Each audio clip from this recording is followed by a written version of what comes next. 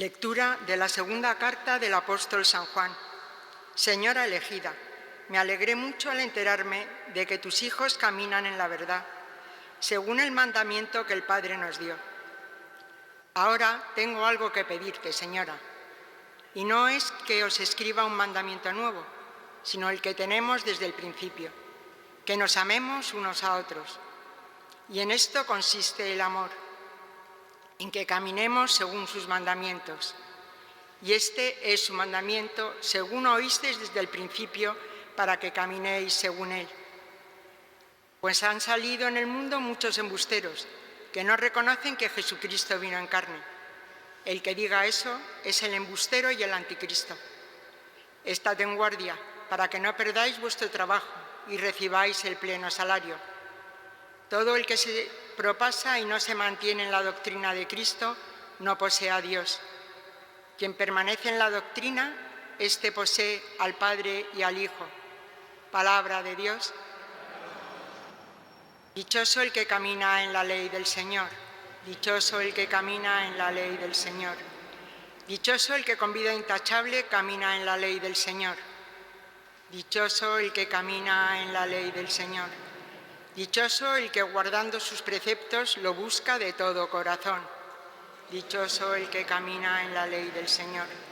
Te busco de todo corazón. No consientas que me desvíe de tus mandamientos. Dichoso el que camina en la ley del Señor. En mi corazón escondo tus consignas, así no pecaré contra ti. Dichoso el que camina en la ley del Señor.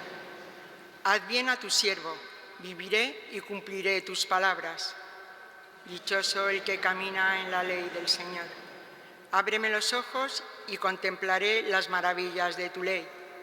Dichoso el que camina en la ley del Señor. Aleluya, aleluya, aleluya. Levantaos, alzad la cabeza, se acerca vuestra liberación. Aleluya, aleluya, aleluya, aleluya. Aleluya.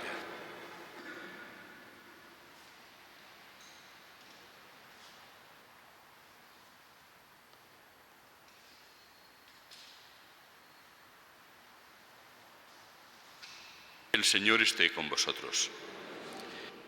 Lectura del Santo Evangelio según San Lucas.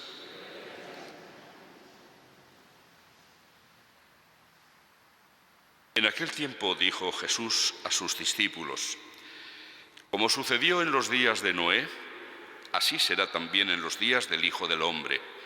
Comían, bebían, se casaban los hombres y las mujeres tomaban esposo, hasta el día en que Noé entró en el arca. Entonces llegó el diluvio y acabó con todos. Asimismo, como sucedió en los días de Lot, comían, bebían, compraban, vendían, sembraban, construían, pero el día que Lot salió de Sodoma, llovió fuego y azufre del cielo y acabó con todos. Así sucederá el día que se revele el Hijo del Hombre. Aquel día, el que esté en la azotea y tenga sus cosas en casa, no baje a recogerlas. Igualmente, el que esté en el campo, no vuelva atrás. Acordaos de la mujer de Lot. El que pretenda salvar su vida, la perderá, y el que la pierda, la recobrará. Os digo que aquella noche estarán dos juntos, a uno se lo llevarán y al otro lo dejarán.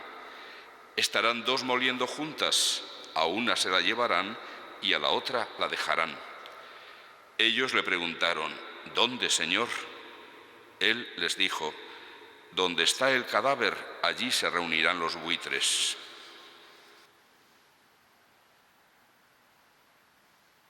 Palabra del Señor.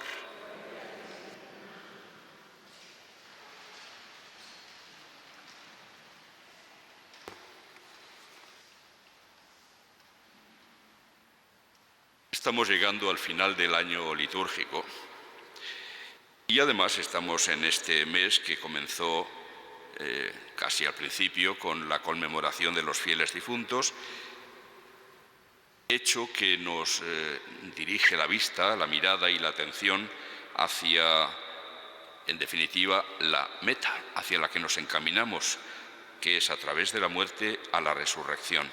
Por lo tanto, es en estos días, y ahora ya cercano el Adviento, cuando se nos ponen a nuestra consideración las palabras de Jesús acerca de los acontecimientos finales. Unas palabras que no son claras, ni lo son en boca de Jesús, como tampoco en su momento fueron claras todas las palabras en boca de los profetas, que hablaban de acontecimientos futuros, pero dentro, diríamos, como de una nebulosa. Veían algo, pero no veían claro. Cristo habla, pero tampoco habla claro, entre otras cosas porque, como él mismo confesó, el día y la hora no la sabe nada más que el Padre, ni siquiera el Hijo la conoce, pero sí sabe que nos encaminamos hacia un fin de los tiempos. Y lo que hace Jesús es, diríamos, advertirnos para que estemos viviendo nuestra vida de tal manera que cuando llegue ese momento, o cuando llegue o como llegue, nos encuentre siempre bien dispuestos, bien preparados. Es una vez más una forma de llamarnos a la vigilancia, una llamada que Jesús tantas veces repite, por algo será. Es importante, es muy importante. De alguna manera, esto que él decía al principio, con el ejemplo de lo que pasaba en los días de Noé o en los días de Lot, que llegó de improviso, en un caso el diluvio, en otro caso ese fuego y azufre del cielo, pero a muchos, a la mayoría, les pilló sin estar preparados. De alguna manera, la pandemia que estamos padeciendo nos ha pillado de la misma manera, sin preparar. ¿Quién se podía imaginar hace tan solo un año lo que íbamos a estar viviendo durante todos estos meses? Nadie. Nadie se podía esperar una cosa así, porque aunque ha habido algunos otros momentos de peligro o de alguna epidemia que se ha propagado y especialmente grave, como lo fue el ébola, pero eso se pudo controlar, por lo menos en parte. Pero es que esto que vivimos ahora es como la peste del siglo XXI. Es algo que no podía nadie prever a nivel mundial, además, cuando normalmente en otros tiempos que no había tanta comunicación, las pestes se limitaban a una región, a una zona. Pero es que ahora, con tantos viajes y tantas facilidades de medios de comunicación, en poco tiempo se extendió por el mundo entero y nos ha pillado sin preparar. Ni estamos preparados humanamente, ni económicamente, ni siquiera sanitariamente, y eso que evidentemente los avances en nuestra época no tienen nada que ver con lo que se ha vivido en otras épocas de la historia. Todo esto nos recuerda que las palabras de Jesús avisándonos del fin tienen fundamento, y que de alguna manera pues este acontecimiento constituye también a su manera una llamada a la atención, a la vigilancia, porque no sabemos el día ni la hora.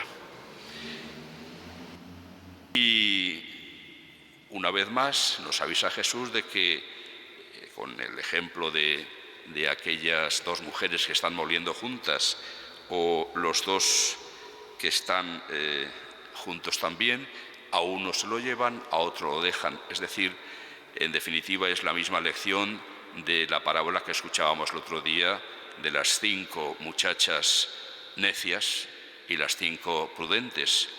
A unas las encontró cuando llega el novio preparadas con el aceite que habían acumulado, y las otras estaban sin preparar. A unas se las llevaron al banquete de bodas y a las otras las dejaron fuera porque no estaban preparadas.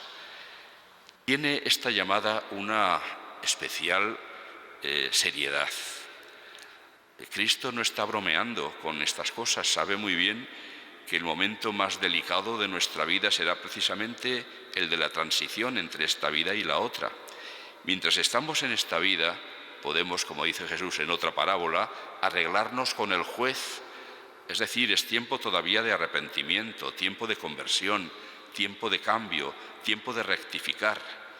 pero una vez atravesado el umbral de la muerte, ya esa oportunidad se acabó. Ya todo es decisivo, y decisivo por toda la eternidad. Son palabras que a la mayoría de las gentes que han pensado hondamente en estas realidades les hace tener su temor, ese temor de Dios que es reverencia ante lo que Dios dice, que es respeto a Él, a sus decisiones, a sus juicios, y que lleva a tomar decisiones sanas, decisiones en las que muchas veces hay que romper con costumbres que se tienen, con formas de pensar y de actuar, pero que son necesarias para estar preparados cuando llegue ese día.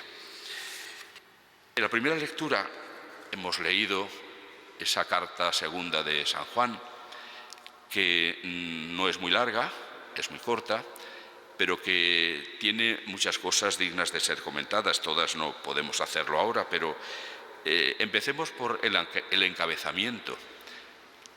Lo dirige a la señora elegida.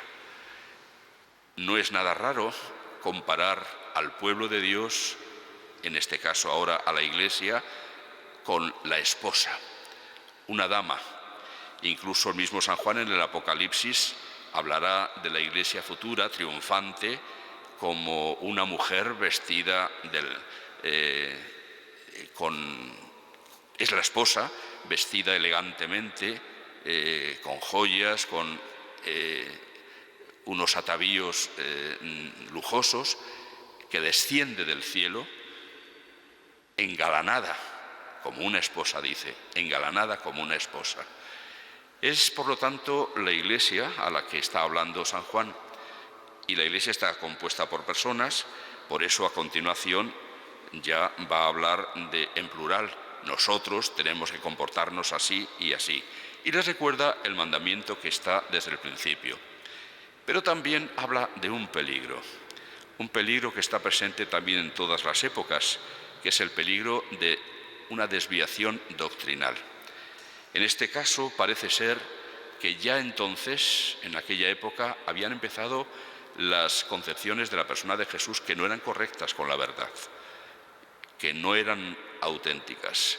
En concreto, cuando dice o habla de que son el anticristo los que no confiesan que Jesucristo vino en carne, parece ser que se refiere, no sé si a Cerinto o a alguno de estos que hablaban de que en realidad Dios no se ha hecho hombre, sino que se hizo presente de alguna manera misteriosa en un hombre, pero después, antes de morir, le dejó solo,